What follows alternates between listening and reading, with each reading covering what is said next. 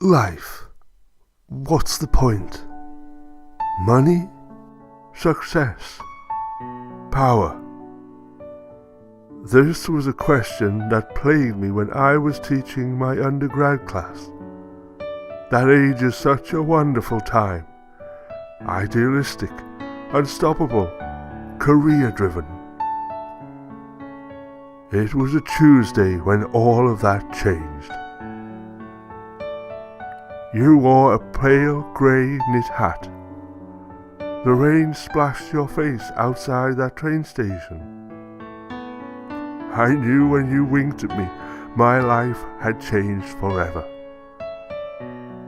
With one word from you, I would drop everything I'd spent my whole life working for.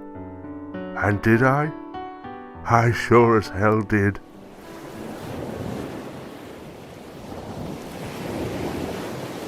Life. What's the point?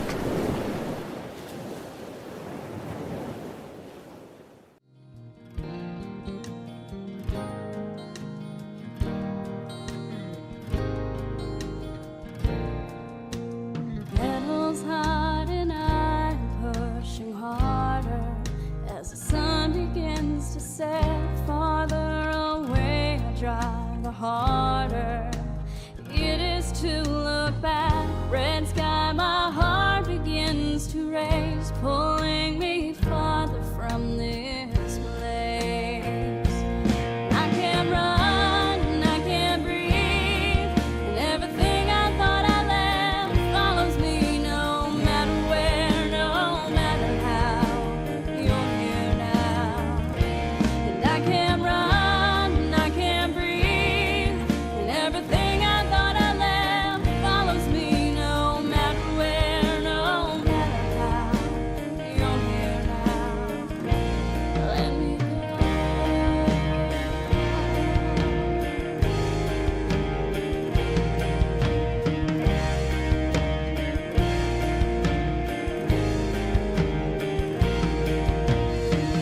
Outside the darkness hides the tears, and I've lost all control. I feel the silence take the wheel, and it's loosening my soul. I look for my reflection, but my mirror only sees your face.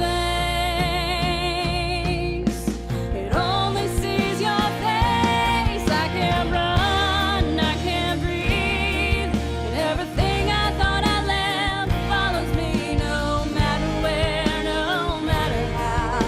You're here now, and I can't run, I can't breathe, and everything I thought I left follows me no matter where, no matter how. You're here now, let me go.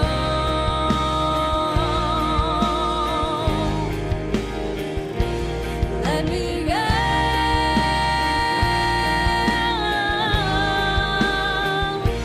And I can't run, I can't breathe, and everything I thought I left follows me no matter where, no matter how. You're here now, and I can't run, I can't breathe, and everything I thought I left follows me no matter where, no matter how. You're here now, let me go.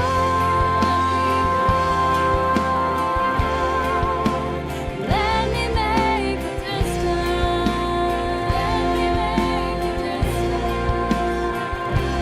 Let me go.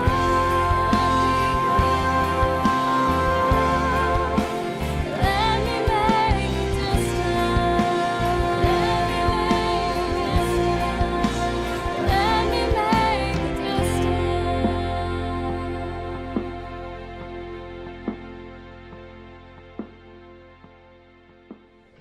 Probably overall the biggest struggle I've ever been through is just trying to find a way to like cope and deal and continue to not just exist in my life but live my life with depression, and feels like nothing. If you could ever imagine You know, like that fear that some people have of like space and just how it's nothing and it's big and it's a black hole and you just float around in it forever and just exist and nothing would ever touch you. It's kind of like that. But you're still here and you're still expected to do everything as if you were perfectly fine, because like there's no marks, there's no like visuals saying like, yeah, this is something I'm going through. It's just kind of like when you try to tell people about it and you're just like, so I'm depressed, and they're just like, well, just be happy. I'm like, oh, okay, I'll just be happy. And like they don't even understand, and I think it's just that adds to this whole, you're detached from other people, from yourself, from everything. Nothing can be done if you're not there. Everything needs you to sign off on it. It's like everything needs to be done right now. Actually, it needs to be done like 5 minutes ago, and you didn't even know about it until now. Knowing everything that you need to do and then getting so overwhelmed by it that you just can't do any of it, so you just freak out.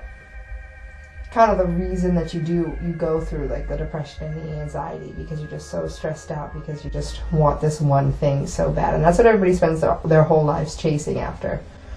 And it's just, once you get it, you don't really realize what it is. I think you have to kind of lose it before you can appreciate it. So like, I guess in my opinion, it's having nothing be okay. It's having everything fall apart on you all the time. And it's just like some crazy bullshit all the time. But it's okay. Because you and this person are just like standing in this room that's on fire. But like you're there together, so it's fine. And you're like, oh. So it's kind of like the worst thing that could ever happen to you. But at the same time, nothing's ever going to make you feel better. I just think no matter what's going on, if he says it's okay, then it would be okay. I feel like he and I are like so similar, but at the same time we're like complete opposites. Because he doesn't seem to have like, he's not anxious about anything. He's kind of just half the time, like I swear, he doesn't even know where he is, but he's super happy to be there. I think that would be a nice change.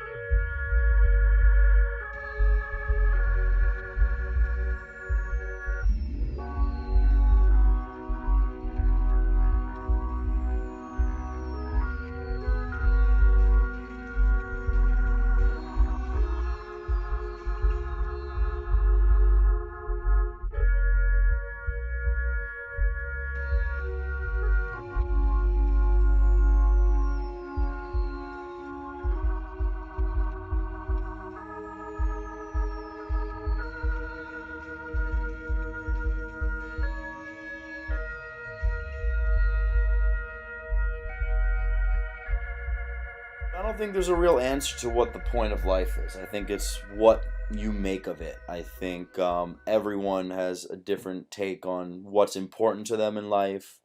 If everyone had the same goals, there would be no war. There would be no murder. What I think of when I think about life, I think life is about happiness. I think life is about happiness. I think life is about doing anything you can on a daily basis to make you and other people happy.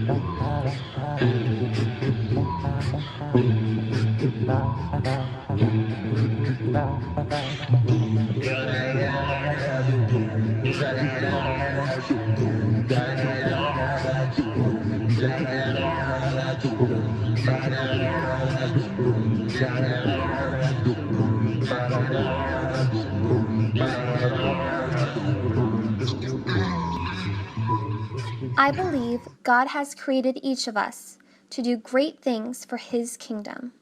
So the point of life to me is to use everything God gave me for His glory.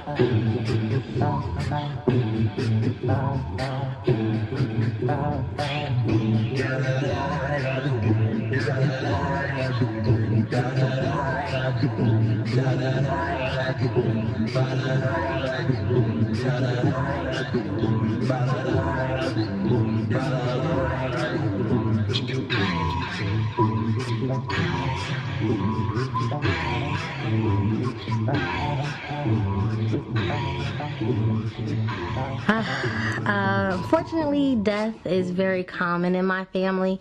Like, as far as I know, a lot of people who say, well, I haven't had like a family member die that I'm really close to. I am the opposite.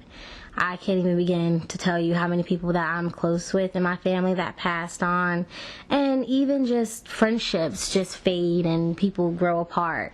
I felt lonely. I felt extremely sad. I felt not like I was complete anymore. I definitely changed from those experiences. But it's very heartbreaking, but you do move on.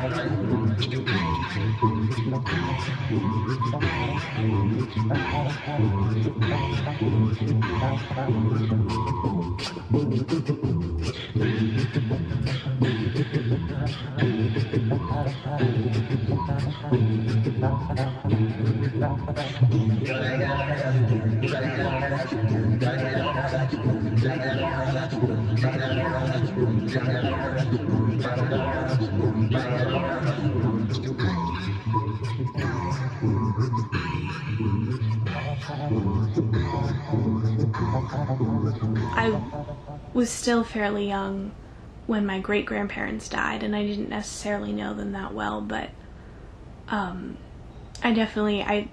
felt a loss. They were great people. I always remember they had those little wafer peanut buttery chocolate snack cakes. And they loved me very much.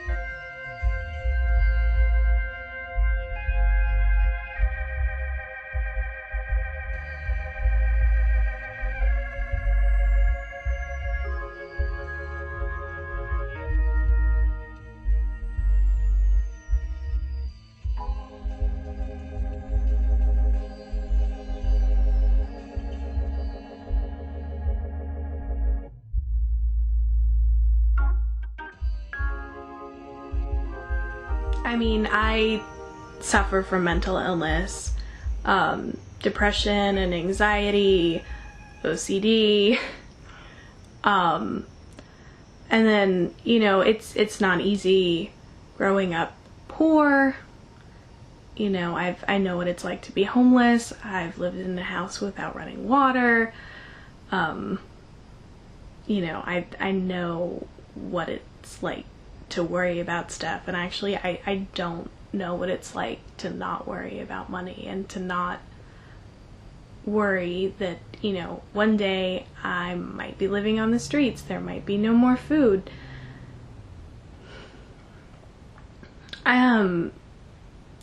With depression, I think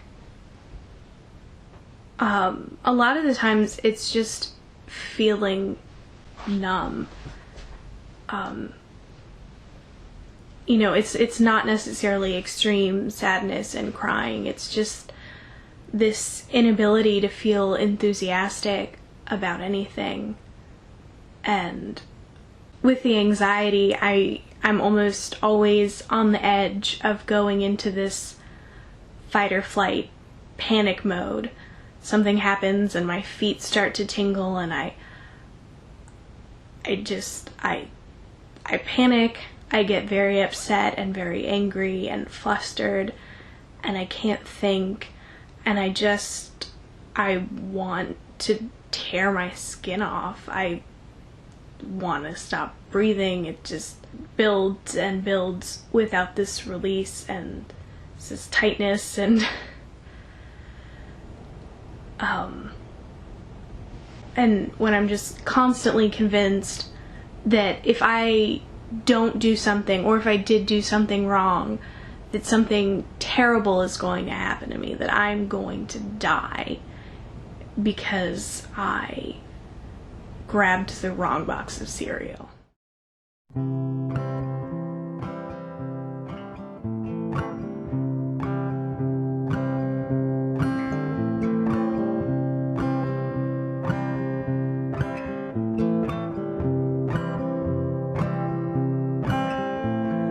Take me to the James, where we took a swim on the way to Lexington.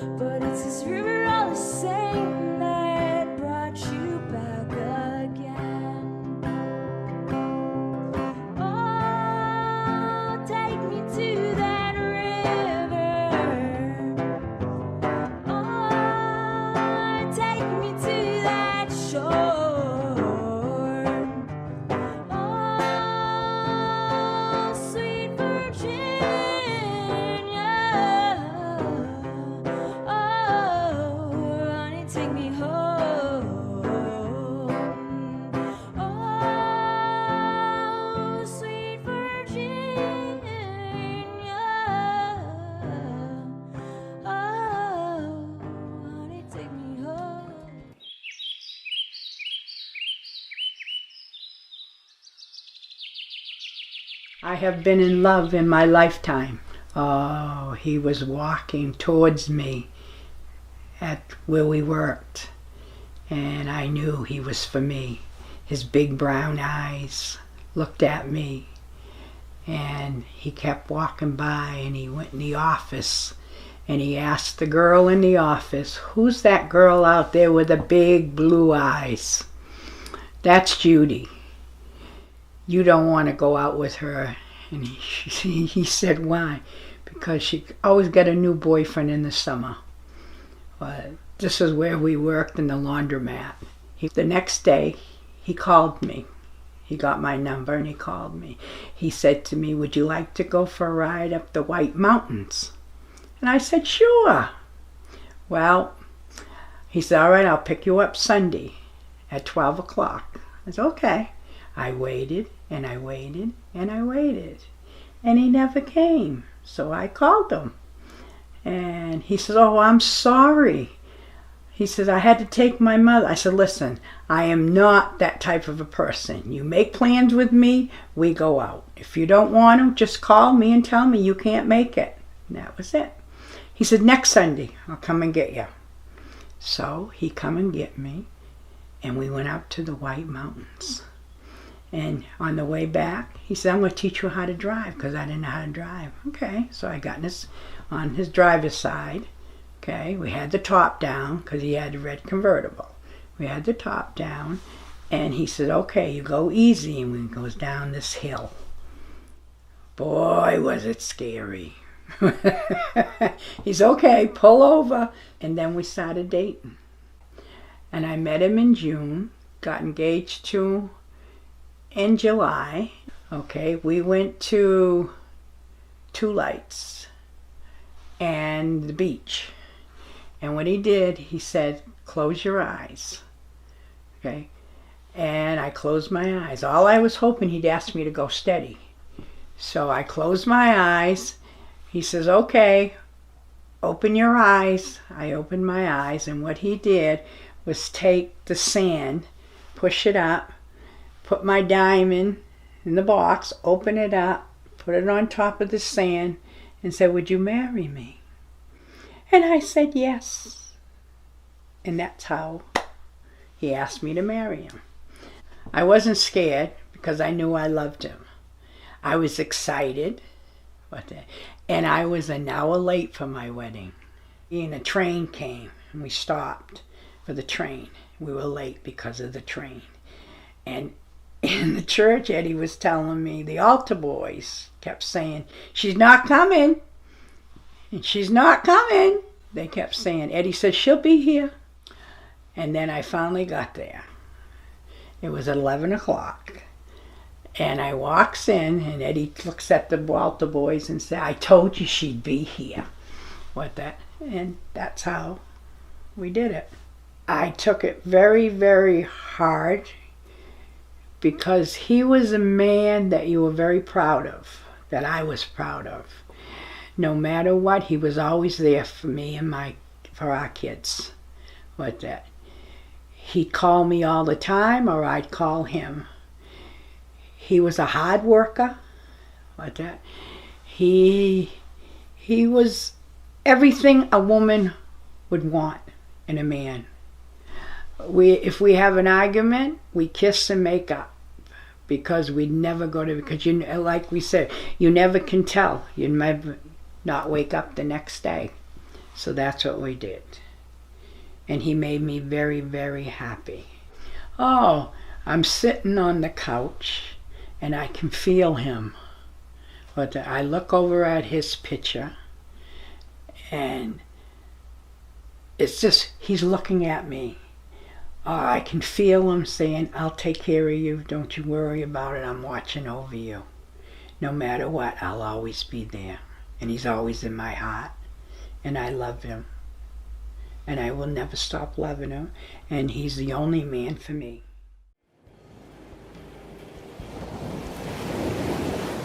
My mom is the coolest / strongest person I know. I mean, like, I saw all the shit that she went through, like, with my dad growing up, and then, like, I guess a little bit along the way as she was like finding herself. And then she met my stepdad, and literally like everything changed. Like she completely like has been like an amazing like woman. She was always a great mom, but I mean like she is like a great mom times 1,000.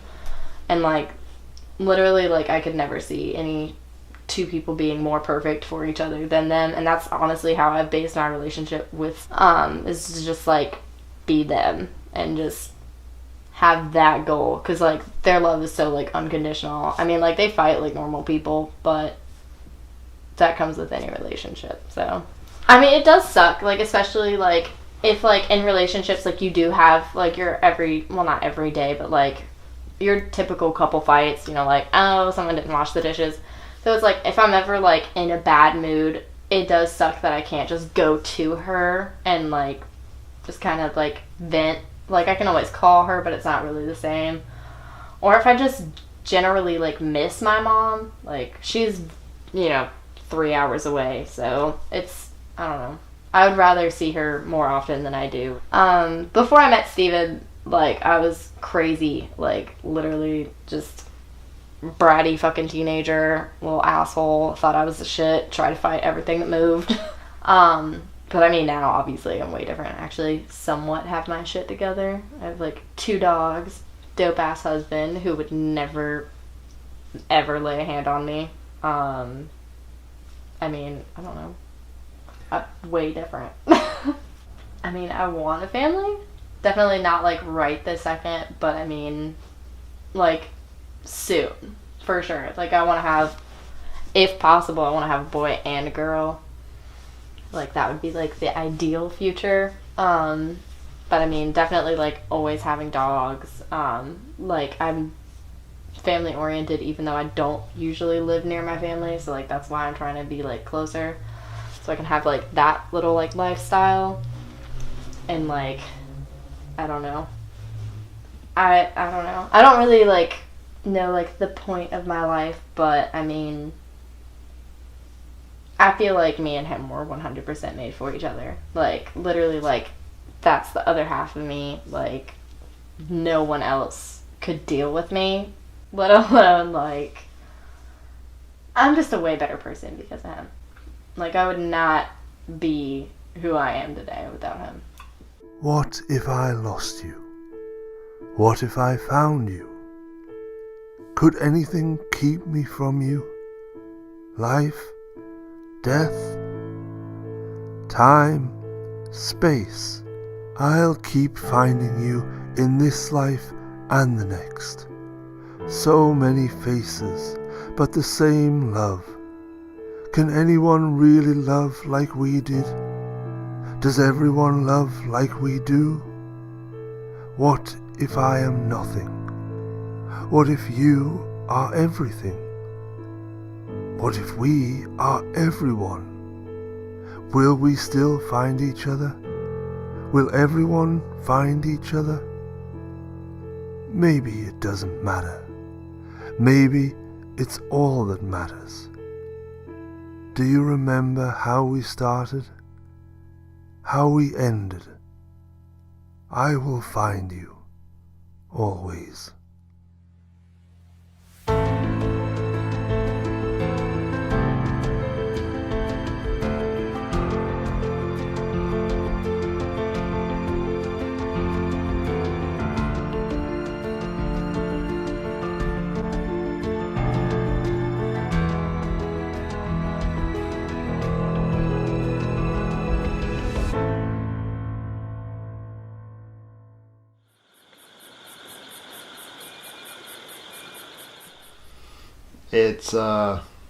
It's definitely a feeling. Like, you know, it's different than anything I've felt before.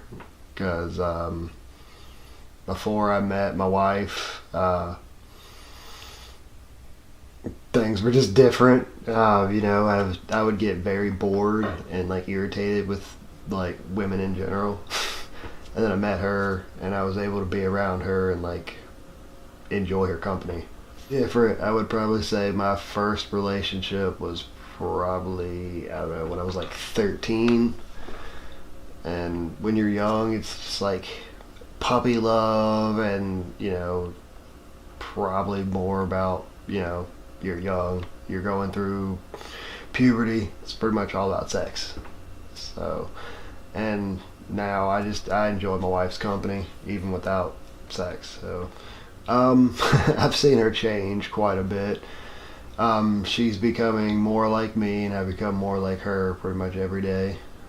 We're almost like one whole person. So love from, I don't know, someone like my wife, it's just it's not there because it has to be, in a sense. I feel like I got a lot more to go unless I keep eating nothing but red meat, and then I might die in like 5 years and she might have the puppies to herself. Who knows? I love her very much, and always will, and she makes me proud every day.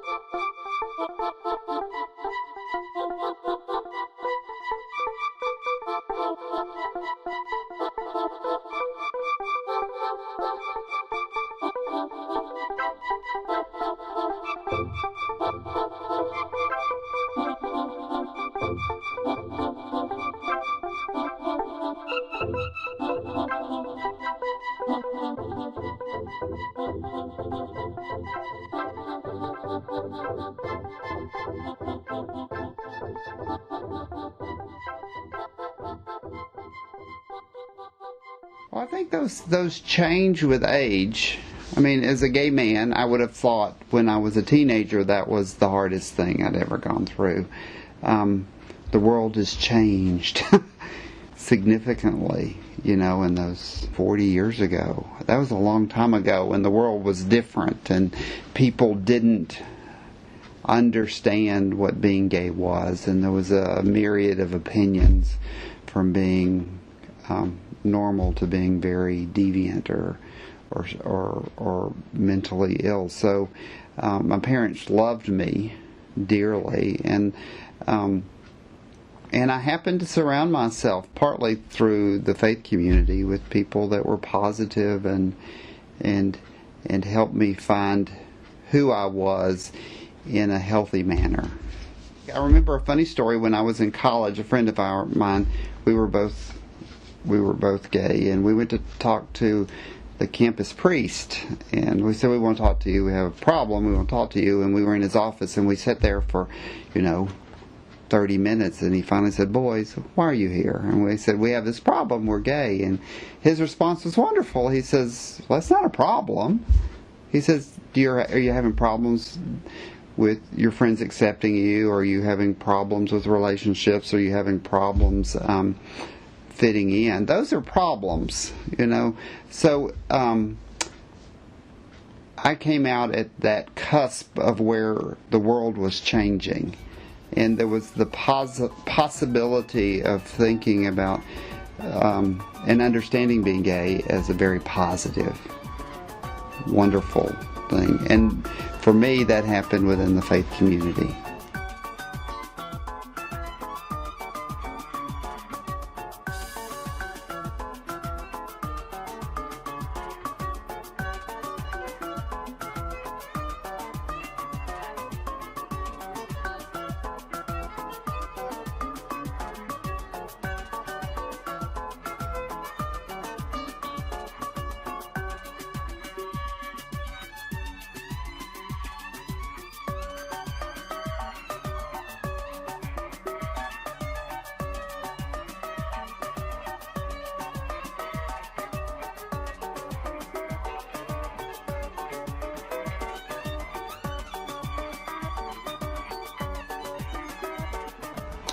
I definitely think that the world definitely has room for change.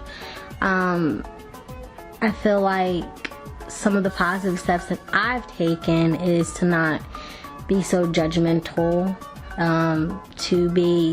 to have the mindset that I need to accept people for who they are, and you can't change people into an image that you think they should be. And I feel like that's not just America, but a lot of the world, a lot of cultures have that stigma, like, this is how you should be, this is the status quo, but people were made differently. We're not supposed to all be exactly the same. And I feel like once people, adopt that type of mindset, that type of mentality, that's when we would really start seeing positive change in the world. And to be more compassionate, to give back, to lend a helping hand, because I am in a position to where I can take care of myself, but if I know someone that needs help, and if I have it, give it,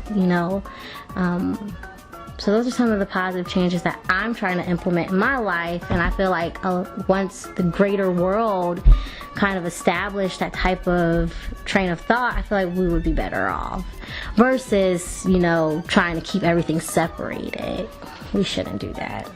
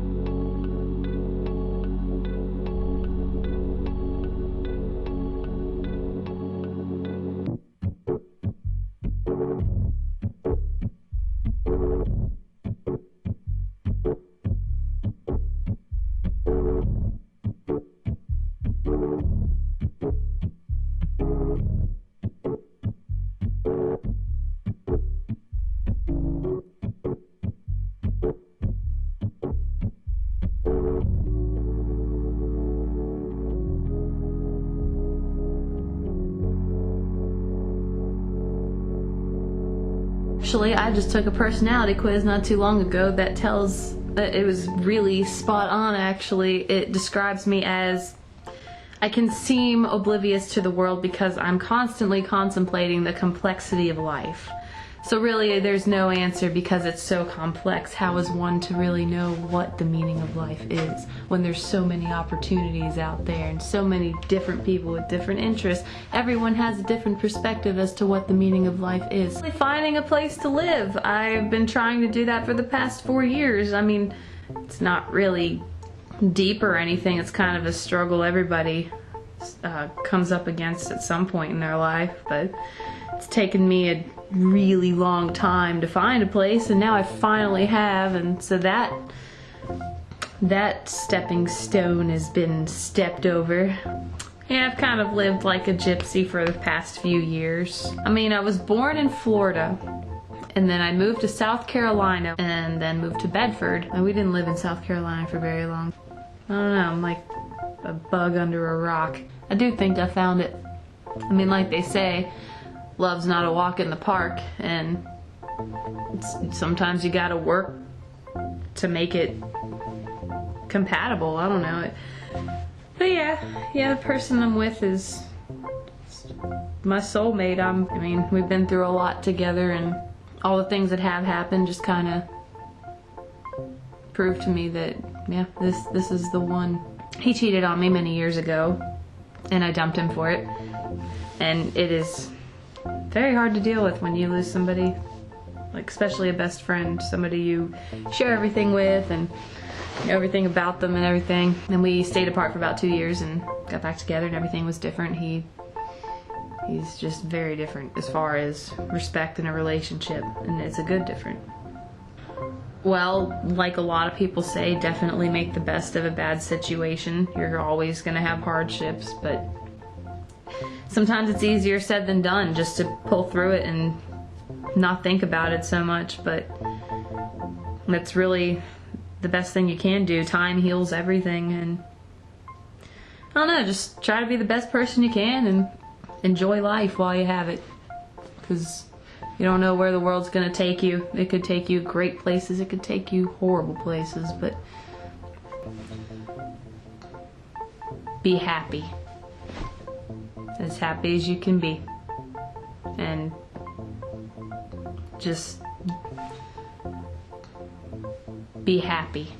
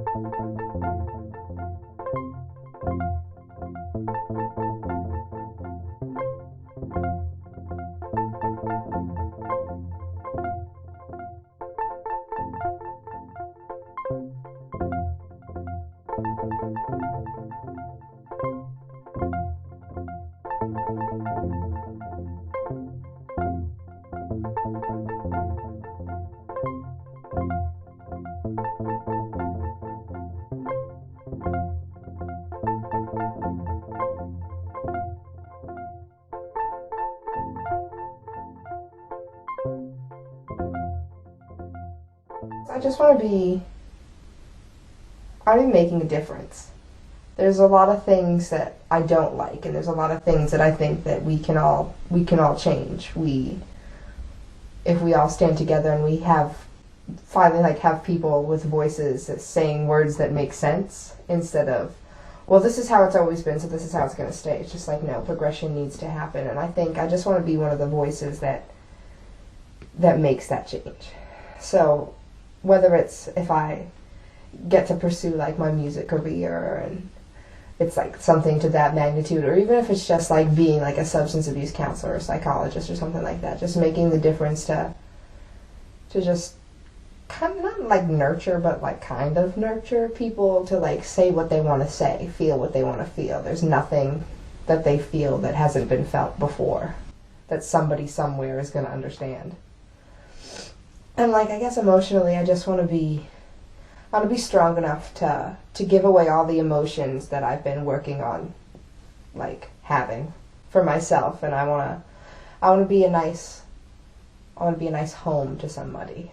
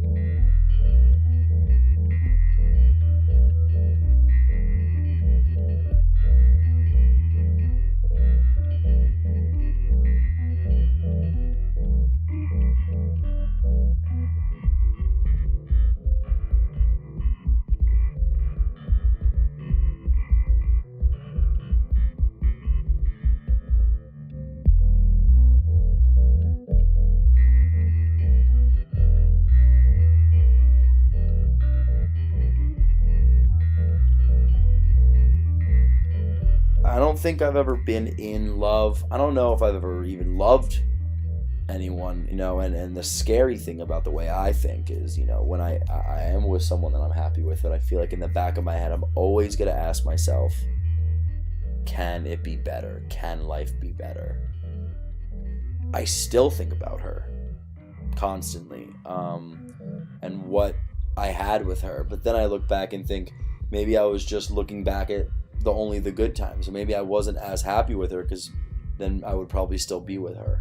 That relationship was so codependent, and not knowing that I could live without this person, that if we were torn apart, just my life would be shattered and ruined, and all of this drama, it was unhealthy, this level of attachment. But it was nice to feel like I had a kindred spirit, but I don't think I was in a good mental headspace. So, like, here's this person, and I want them to feel a certain way about me, and I want to somehow, like, control the way they feel, but I can't do that. So it's just, surrendering a lot of control, and just accepting and hoping and believing and trusting that this person cares about you. This is how our relationship. It's hard sometimes. Nah, you have your fights, you have moments, and then you have the times when you wake up and you're like, I'm glad I have this person in my life. And then others where you just kind of like, you want to strangle them, but you have to refrain. You save that for the bedroom. Who knows how long we'll last. How long he'll last. That's all I eat is meat. I love vegetables. I'm gonna live forever. No, really what's gonna happen is I'm gonna die like 40 and he's gonna live to be 112. I met at a coffee shop. Me and a bunch of friends would always go down to the coffee shop and just play cards. And she was there, and she would always hang around because her friend owned the coffee shop.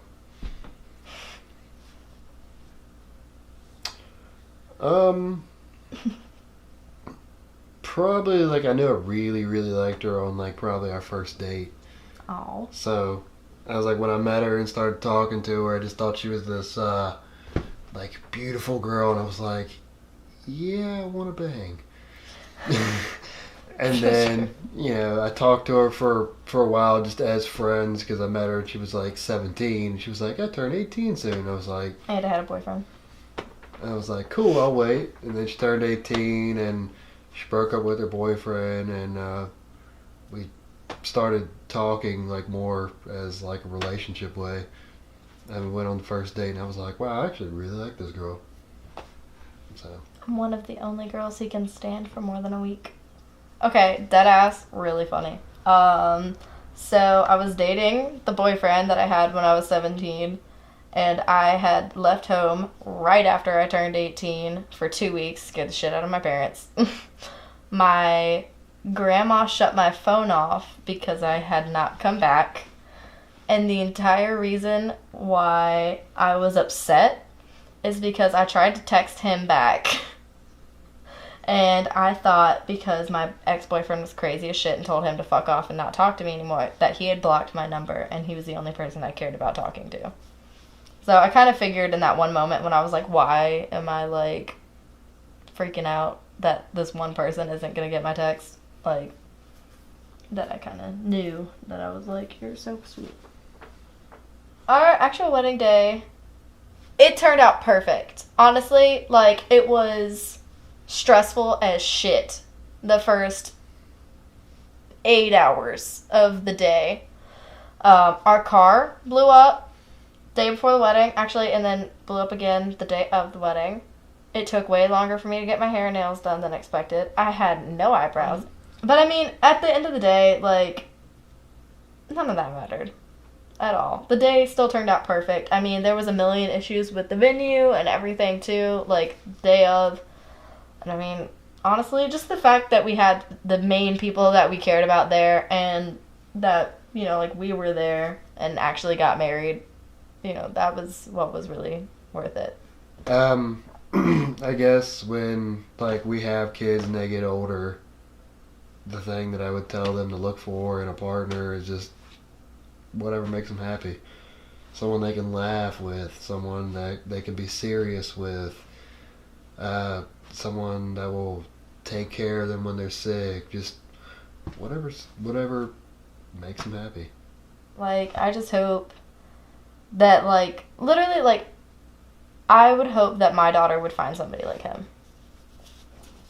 I mean, honestly. And I mean, I don't know. I would just hope that she would just be happy, or, like, if we had a boy, that he would be happy with whoever he was with, too. Like, I would hope he would find a girl or a guy like him. Like, as long as he's happy, I don't care. Like, you don't know the future.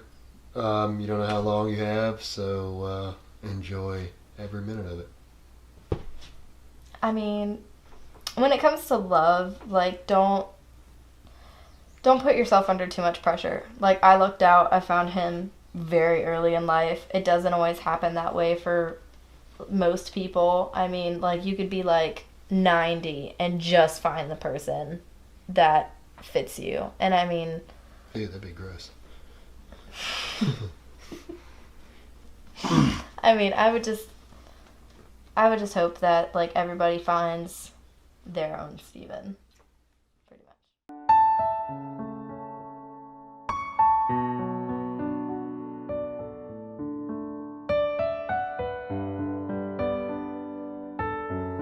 Okay, so I've been struggling a lot with self-image, loving myself, because I, like, hated who I was for so long. But now it's a slow process. Slowly I'm learning to love myself, think myself is pretty. It's just a whole process. You have to, like, go through steps every day, tell yourself things. It's kind of like a pep talk every morning to yourself, like, you got this, you're who you are, and you're a good person. And if you see yourself as that, then others will see yourself as that, and then you'll be open to being loved and loving everybody else.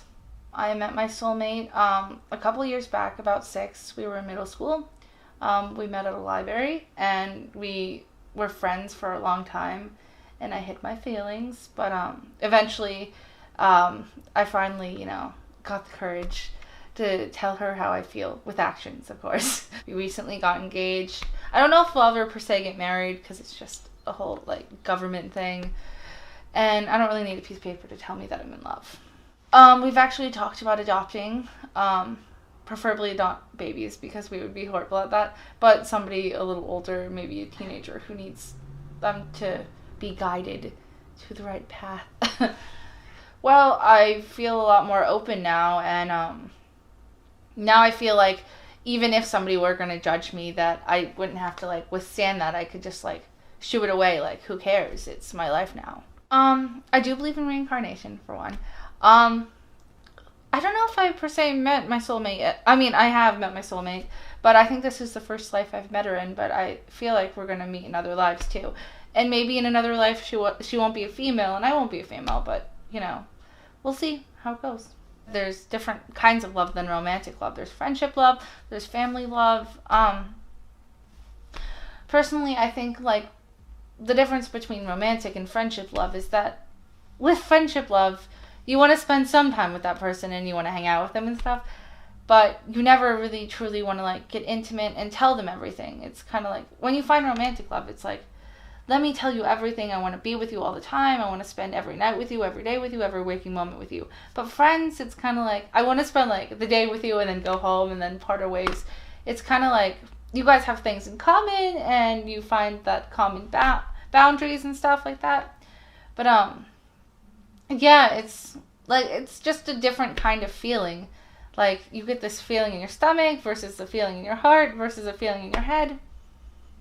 Really, it's kind of hard to describe. It's just kind of like, this person, like, you want to get to know this person. You want to know this person for a long time, and you want to know, like, everything about this person, and you want to be constantly around that person. And at first it was kind of just like, oh, like, I just really like her as a friend. Like, she's really cool, and I've never met anyone like her.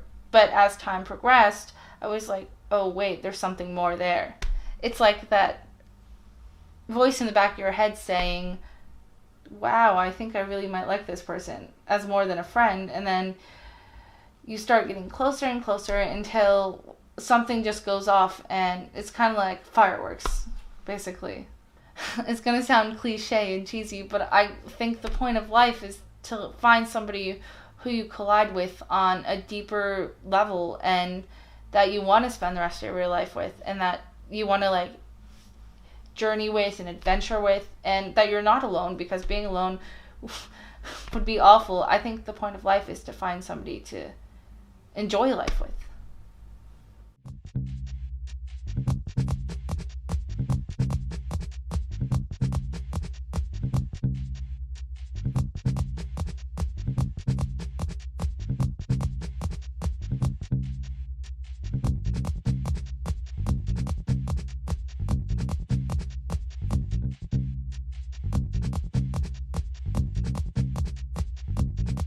So I don't know. I think maybe the hardest thing is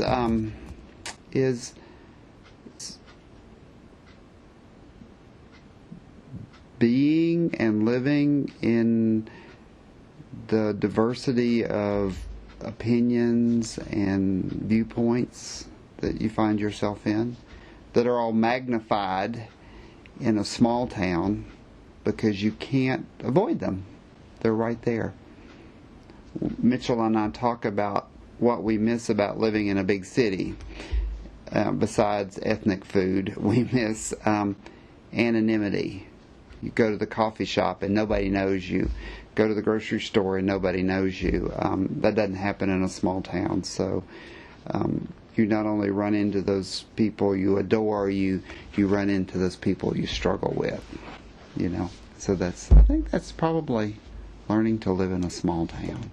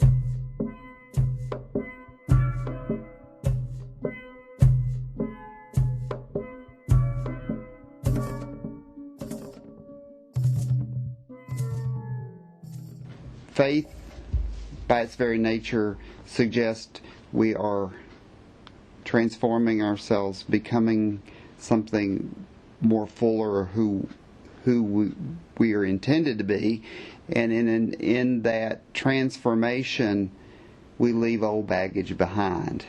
We leave other ways of existing behind to become our fuller, happier selves. But often that transformation is painful. It's struggle, you know. It often, for many people, is painful. Because my dad was a real hero of mine. I modeled much about my own life around the way he dealt and treated other people. And my mother was just a good friend. I'm becoming more, I don't know, Buddhist in terms of thoughts of reincarnation, or even more primal religious traditions where the ancestors continue to be with us in some kind of spiritual, mental way.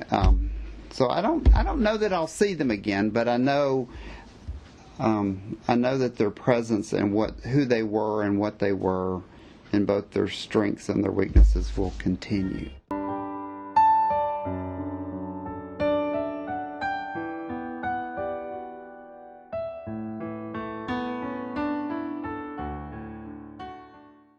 Have I ever been in love? That's a great question. What really constitutes love? I don't know. Probably, maybe like high school love. I don't know if that's like falling in love, but I like people. I know that. Finding love outside of like heteronormativity, well, I guess it's a bit tougher because of the expectations, like, you don't really get raised with the expectations of love outside of like quote unquote normal. So I guess it's just, I don't know, you kind of have to wing it. And it's, you go with your own role. My sexual orientation, it's, well, usually it's really up in the air because it just depends on the person. But right now I consider myself demisexual. Demisexual is when you have to make a connection with the person first before you can find physical or sexual attraction. And there's different ranges. It's kind of along the lines of like the asexual world, but it's a little different because you can find that, physical sexuality. Well, with love, I personally think it's the little things, like it's, laughing when you make eye contact and you don't even have to say anything to get the other person to laugh and things like that. Just, it's being able to share joy without having to provoke it. And that's what I think love is.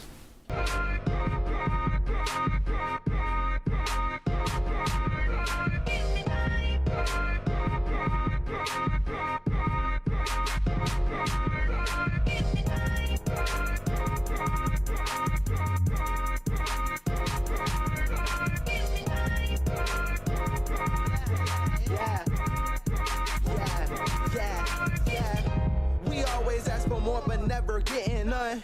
Grandfather passed the father, father passed the son. Says you only got one time, so be patient. So we bearing through this agony, sitting here waiting for one time, just our time to get that shine. Some people gotta wait a while, some people get it overnight. And we all ask for time because time ain't on our side. But by the time it happened, because the days are moving by. 24 hours ain't enough, life is leaving me in the dust. Life is moving in such a rush, blowing me away with the gust. Everything is moving so fast, now I'm 20 and a half, it feel like yesterday. I was in preschool class, the glass clock feels like it's half empty. Remember when I used to watch Ren and Stimpy? Now these stresses got my mind so iffy. Man, this time clock moving so swiftly.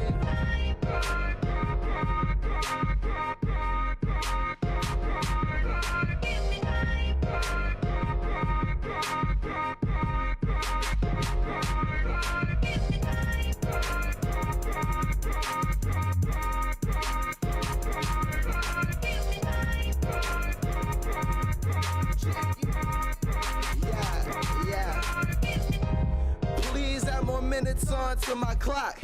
It's either that or just make everything stop. Let me get the upper hand to this brand and get the money for the fam and get respects in my creds. I wish things were perfect and problems would drop, but struggles reoccurring, man, it ain't gonna stop. Being down in the dumps makes me sit inside, but staying that way ain't gonna make anything pop. And Lord, I know the right mountain is allotted. A small, intelligent mind who refrains from the violence. I'm digging in my soul, it's sorta like gold mining. Inside the 24 karat, that's so priceless. And that's not just for me, man, that goes for everybody.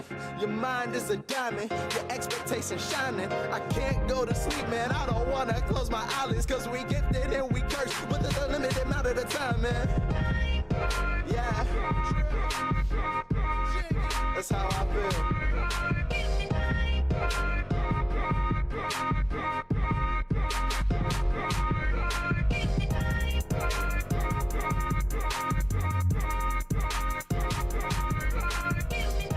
Someone once said, your happiness is only dependent on other people. And I really do think that. I think if you don't have anyone in your life to share these moments with, you're never going to be truly as happy as you can be. And I've learned that myself. I had a girlfriend in high school that I dated for like 4 years. And, you know, I remember being very happy, you know, and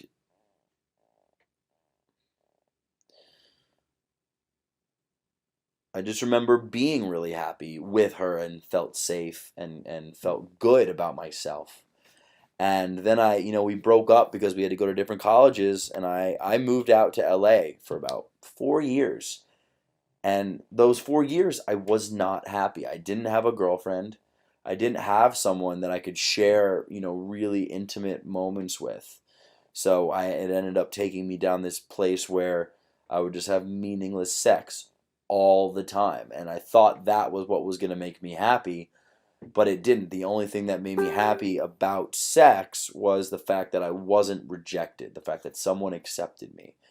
I mean, with long distance, we don't see each other very often, and so those precious moments are just, you know, I get shivers from my head to toe, and I get butterflies, and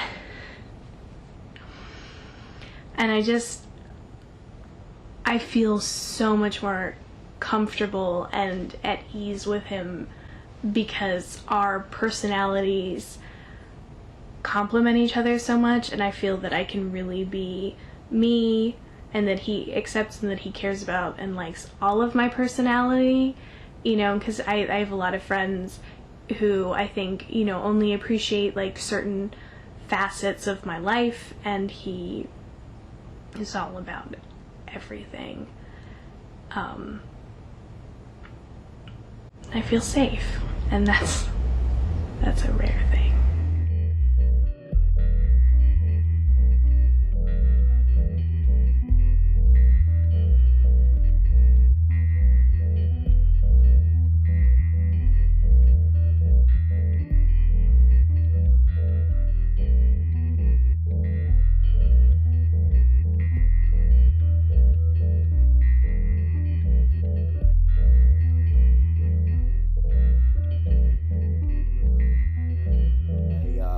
I spent a few years in LA. I was really unhappy. I just knew how unhappy I was. It became the unhappiness became a part of who I was. And I used to be this really cheery, upright, positive, fun guy. And when I was in LA, I kind of became this, I had transformed into this other person, this really sad, neglecting person that I didn't like. And I feel like I really learned that happiness depended on other people. And, you know, I'm sure if I was asked the question, what is the point of life, a few months ago when I was in LA, I would probably give you a completely different outlook on what I think the point of life is. It would probably be about success, being as successful as you can, you know, because I do want to be a great success, and I still want to be a great success at what I do, but it's just not the only important thing in my life anymore. And it gives me balance, and I think balance is really, really important for people. But then again, what is balance? Is there such thing as a balance? You look at a scale and it's balanced. You can never, you know, put that on a scale emotionally. You'll never really know. I'm a businessman, but I'm not a capitalist. And the person didn't know how to understand that. I do think that our world is tremendously broken. People focus on and put their energies in things that don't give life. So, no, I believe that the world needs to be transformed, and that's back to the faith experience, that we're not who the Creator wants us to be when there's such a diversity and gap between the rich and the poor. and so many people go to bed hungry, or people don't have access to education. There's so much that needs to be changed. We believe that both faith and art have the power to transform people's lives and transform the way a community understands itself. So it's not about having fun with art. It's about art that's used, or art's ability to awaken stuff in people, awaken stuff in the person who's creating it, the person who's viewing it.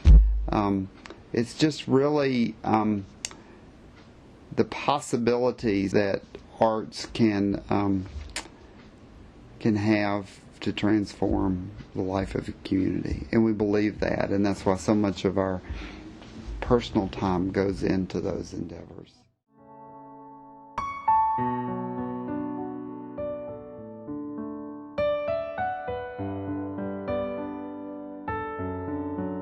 What does a day look like in our life? We sleep a lot, like till like 12 o'clock. Yeah. Sleep. That's it. That's our like whole relationship. We sleep. Even longer? That is such a lot. No. Hopefully we have like. She's not gonna say anything. Hopefully we have an animal sanctuary, or at least she has a grooming studio. That's what she wants to do. She wants to groom dogs and other animals. But hopefully it's still as fulfilling as it is now. Like that, we want other people to emulate us. Like they should follow us. Like this should be the basis of relationships. Not everybody should follow their own path. Oh, the way I see relationships today, they're like just awful. And then there's us. They're not all awful. Most of them are though. So they're just either like about sex, or they're just together because they have a child together or something like that.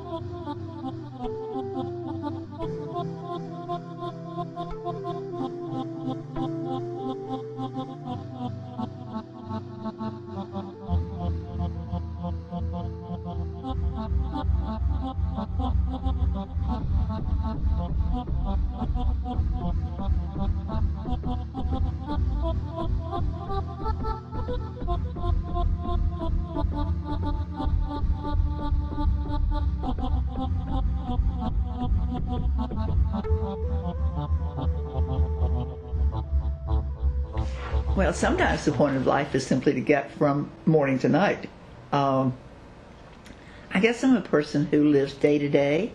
The past doesn't bother me much, and the future almost none at all, because I'm really, really old.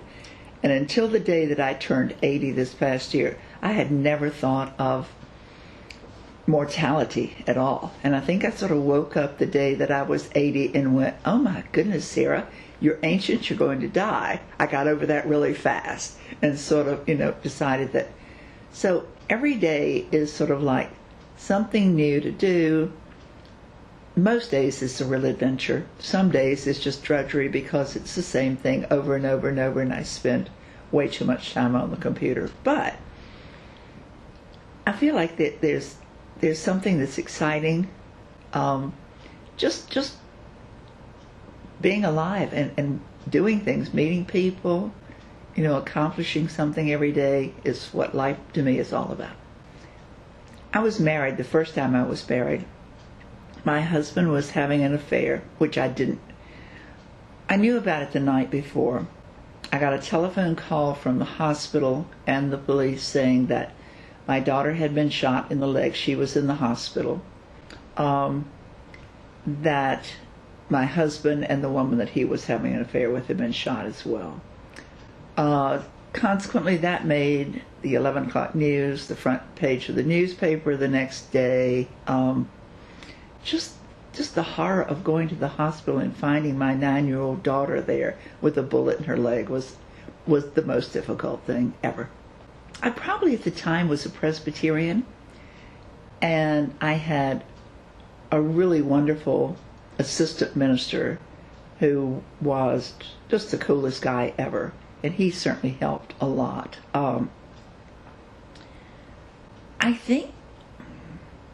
I think my whole attitude of it's going to be okay.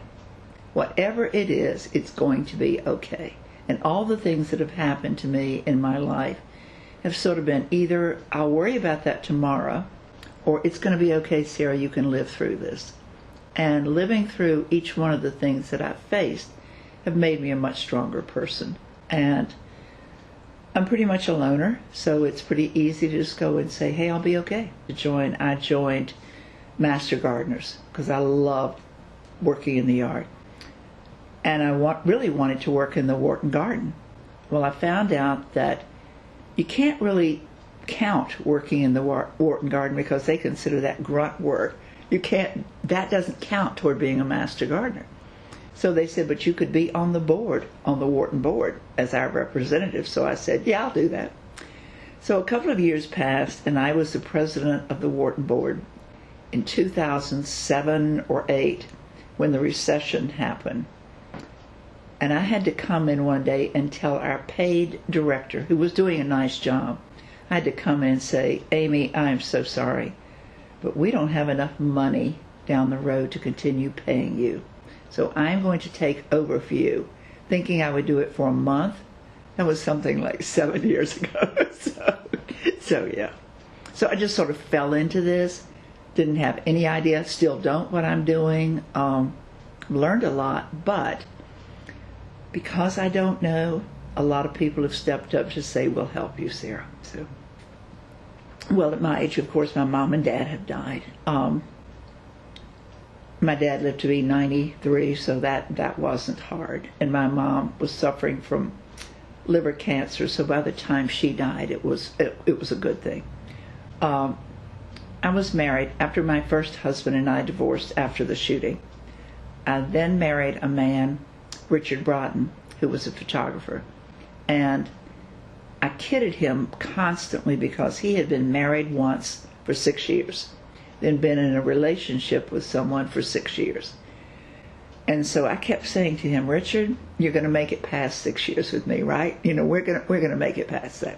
And he would go, yeah, sure, Well, I came home from a meeting one night, and we were supposed to have gone to D.C. that night. Walked in the house to find Richard dead on the floor. And my first thought was basically, excuse me, but damn you, you didn't make it to 6 years. That's terrible. So that was, and particularly, that was tough. That was really, really hard. So that has been the hardest loss that I've had in my life. I can't imagine who in my life I credit for the fact that I'm willing to change. I'm willing to change my opinion. I grew up in a time in the South when integration was the way you went. I happen to have a grandmother who didn't believe that, or segregation was the way you went.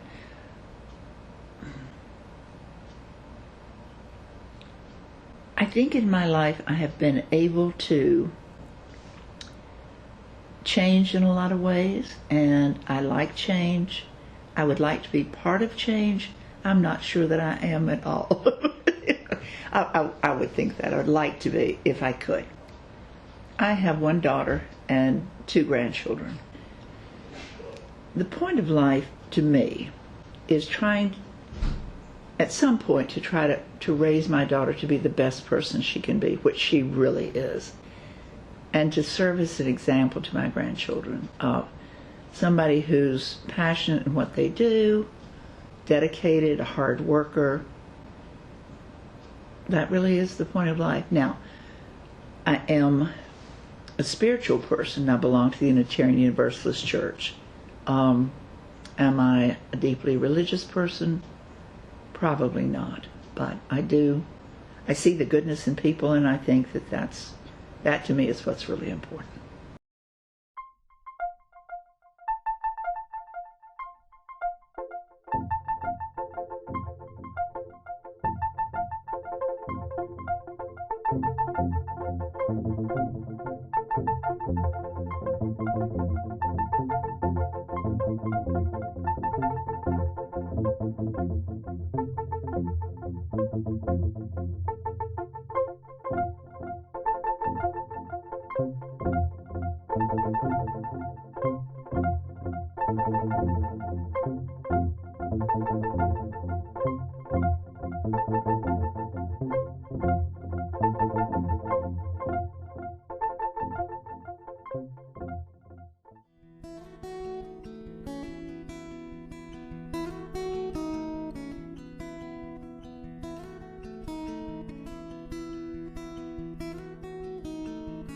Today I will apologize again and reclaim my closest friends. I do not have my own opinions. I only change my coloring so I can once again blend in with my dull surroundings. You see, I am a chameleon.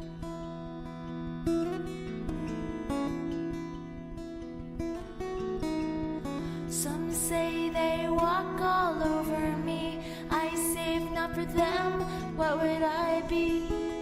Just a dirt on the shoe of society, torn hem on the skirt of humanity, just an ugly birthmark on the back of the neck of mediocrity.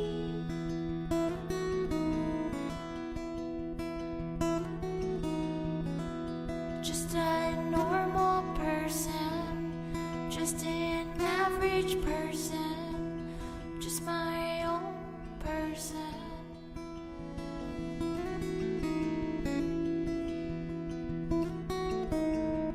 You see, they have their plastic smiles and their laughing eyes. They have their poisoned apple innocence. They have their lovely lies. They have their 3 a.m. drunken memories and their exaggerated stories. They claim they found true love, though their hands are cold with the gloves they're wearing.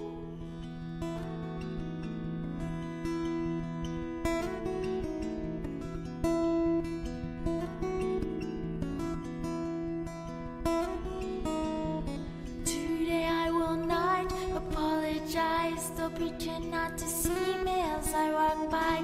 They'll turn their noses and eyes so high, yet all they'll see is the arc of the wings so dark in the blue of the sky. 'Cause the vultures only fly this close by overhead when something is dead. They are the walking dead. They are the breathing dead. They are the brain in the head that senses sees no threat, though the heart has bled for years.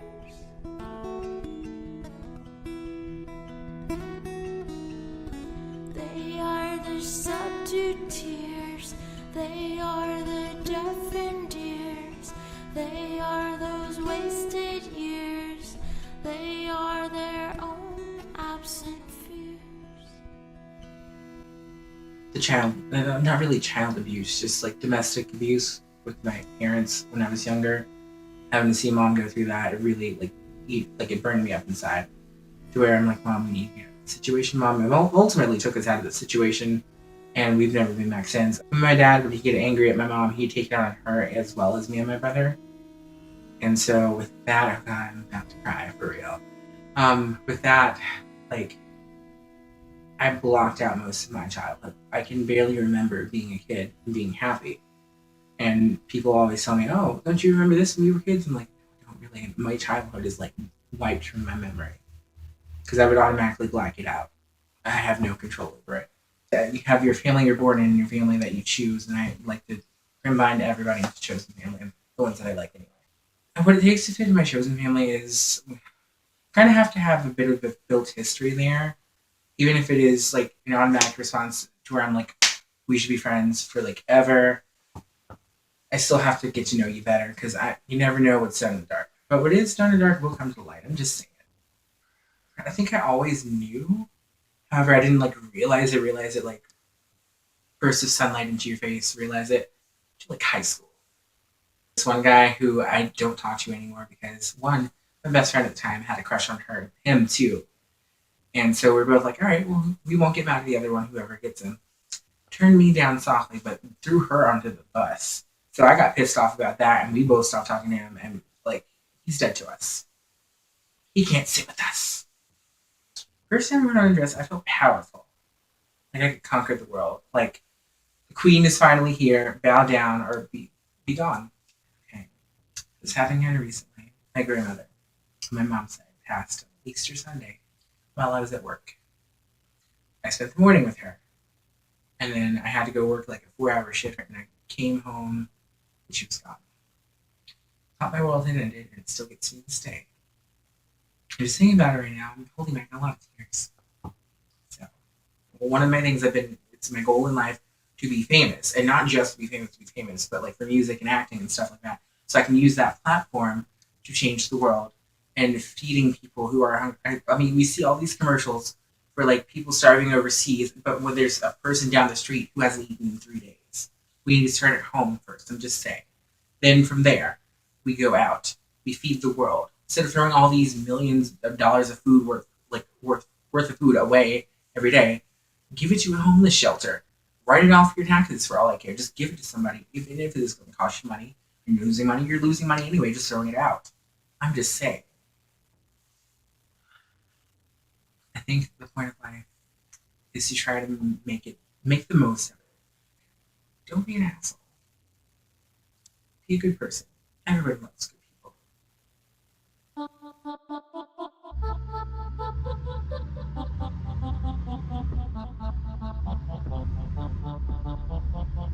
Hopefully, the point of my life is to make the world a better place.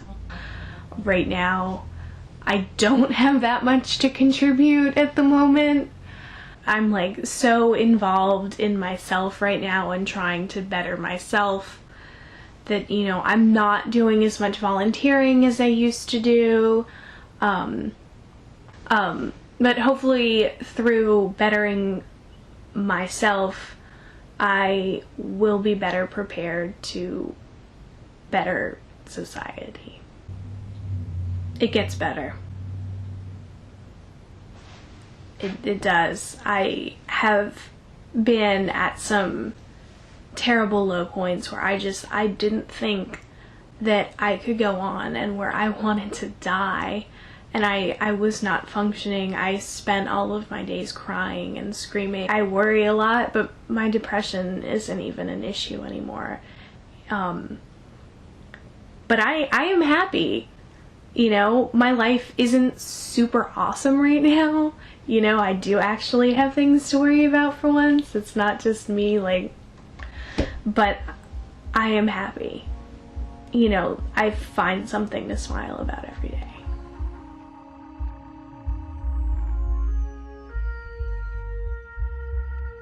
I guess the point of life is to just live it in a way where you're gonna make an impact, like for good. Like what you did actually mattered. You inspired other people to matter as much as they already do. They just don't realize. Like, I think just doing everything that you can every day to be that open, like nurturing, loving person that's not afraid to be happy, that isn't afraid to be sad, that isn't scared to like allow other people to feel whatever they want to feel. Like, just,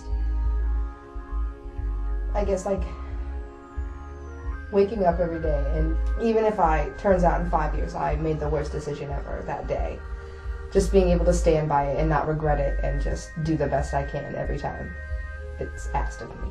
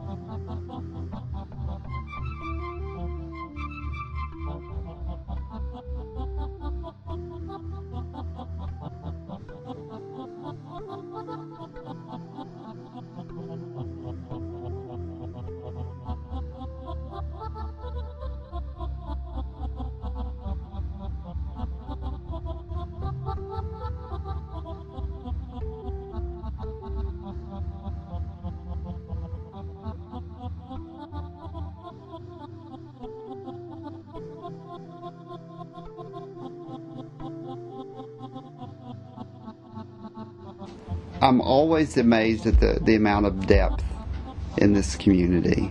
And when people are able to tell their stories,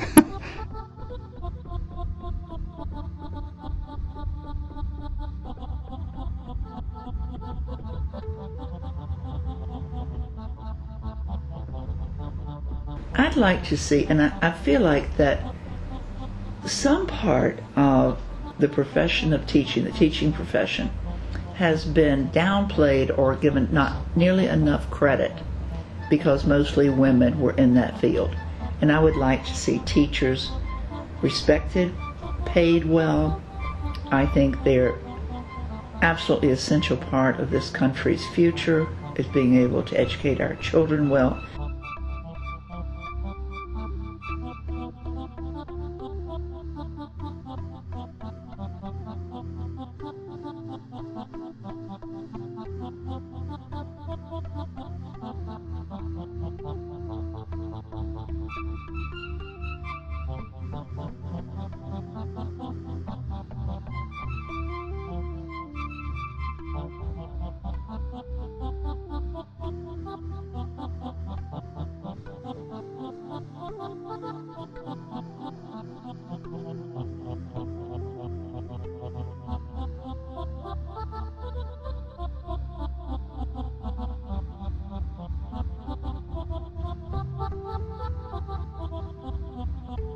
Be nice to people, even though there are so many idiots out there, and it's very hard to be patient with them. But the best thing you can do is to be patient, because they're not going to go anywhere on your terms.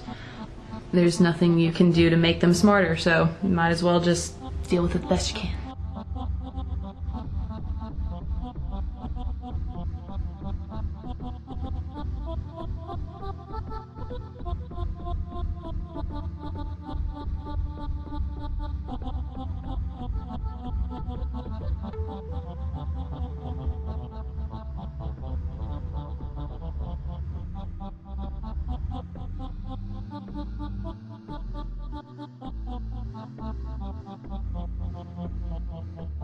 I guess the point of life is to just live it in a way where you're gonna make an impact, like for good.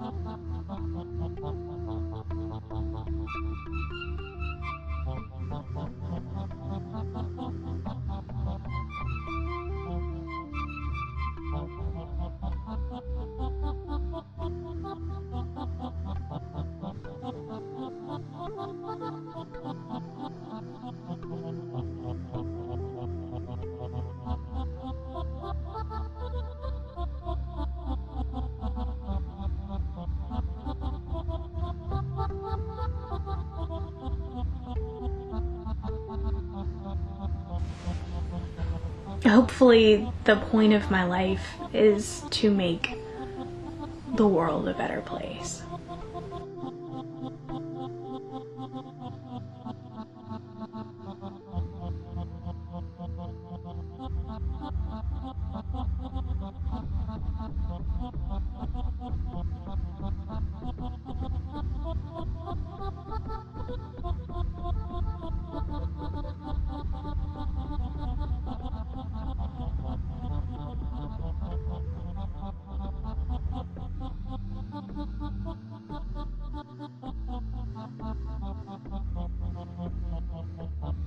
Try your hardest not to be judgmental. Pray. Give it to God. Give all your anger, your anxiety. He wants it, so give it to Him.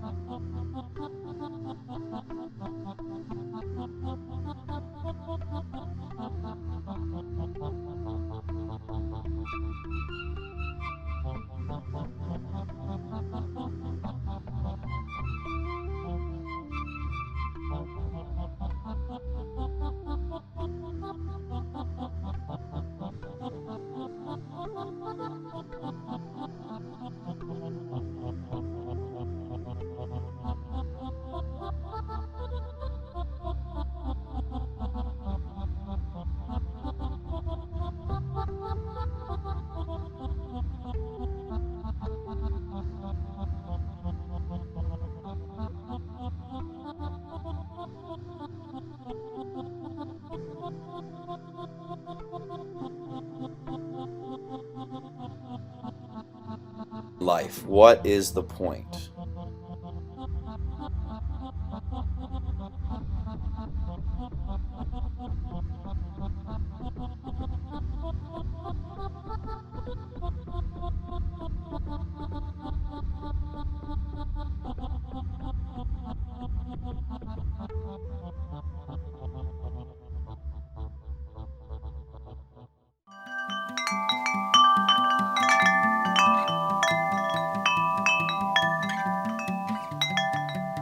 Life. What's the point? It's you.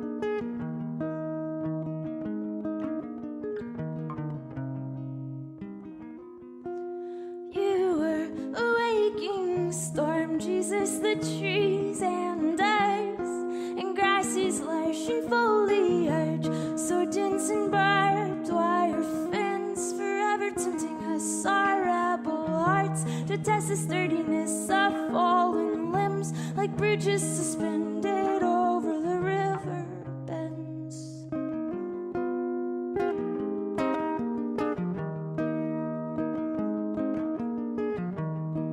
You are made of rain and flame, composed of dusty yellow cloud, to shroud the sky in honest darkness, pure gray that spills out wilderness, in fortresses of winding vines and sticks, on floors of spiny pine needles we'd sit and plan our blessed trespassing to the neighbor's land.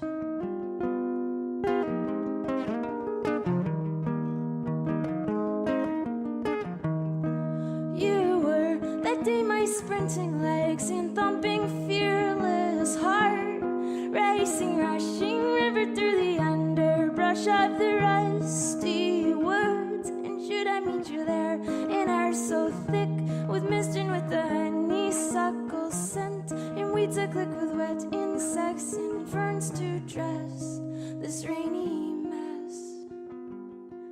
Could you teach me then to listen and to not speak?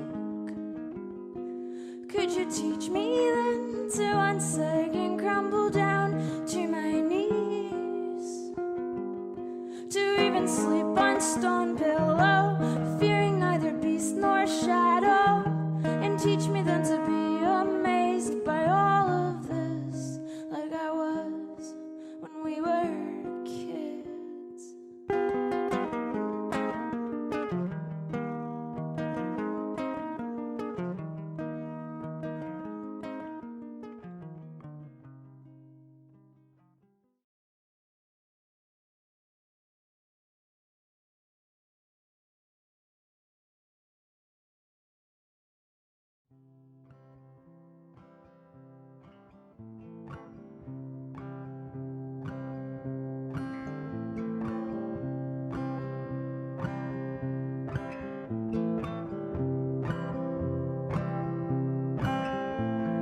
Take me to the James, where we took a swim on the way to Lexington.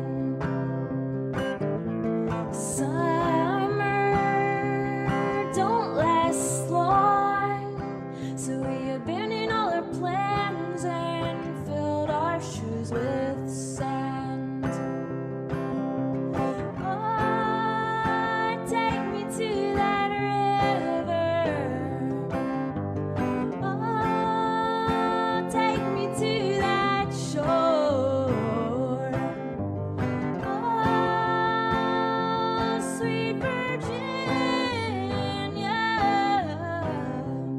Oh, honey, take me home.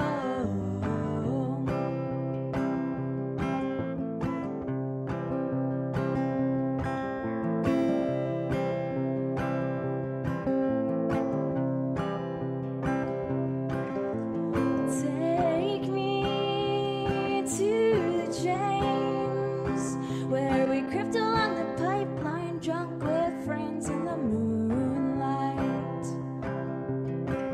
A darkling touched our legs as we fought against the current, nervous kids in our undergarments.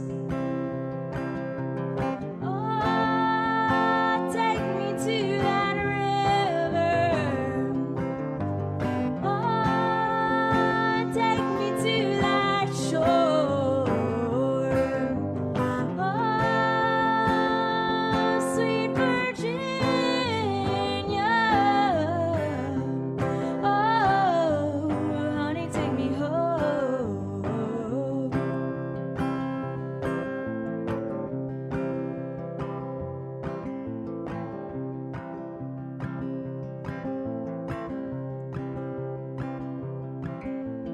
Take me to the James, where we broke each other's hearts, 16 in the dark, sitting by the dam.